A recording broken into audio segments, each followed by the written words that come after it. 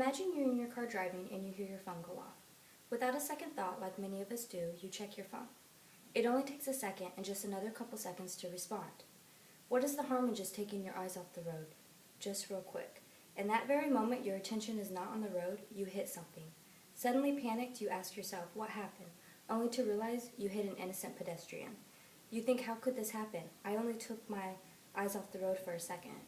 Unfortunately, it is happening more and more every day, and about 2 years ago, it was a 19-year-old girl from Ohio driving that car. The innocent pedestrian was someone who was trying to improve the quality of his life by walking, only to have it taken away in an instant. All because a text message was more important than his life. The victim's wife said in an NBC article, "It does not need to be, just keep your eyes on the road, your hands on the wheels." Texting while driving is becoming a serious problem and is considered a distraction. It is the leading cause of car accidents today. Once the use of cell phones became more common, so did the number of car accidents involving cell phones.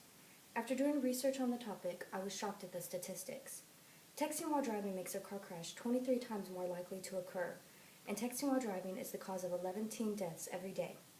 You are 6 times more likely to cause an accident while texting and driving than you are if you are intoxicated. And it is the equivalent to driving after drinking about 4 beers. Responding to a text takes your attention away from the road for only 5 seconds. 5 seconds doesn't seem that much, right? In those 5 seconds, studies have shown it is enough time to travel the length of a football field blindfolded. Unfortunately, legislation has not fully caught up to technology yet. It is illegal to text and drive in 39 states, and there are some bans in place in other states. If you can get life in prison for driving intoxicated and causing a fatal car accident, why not for texting and driving? That 19-year-old girl I mentioned earlier that killed an innocent pedestrian only got 45 days in jail because it was not yet illegal at that time. How devastated would you be if you lost a loved one due to a text message and that person did not receive a sentence to match the crime? Until legislation catches up, we have to do the right thing and prevent deaths. Texting while driving is a bad habit that can easily be broken. You can pledge to never text and drive again. An easy solution to this problem is to put your cell phone out of arm's reach while driving, or turn the ringer on silent. By doing this now, you can set a good example for your children and peers, hopefully causing them to do the same. Sprint and AT&T now have programs to prevent phone usage while driving.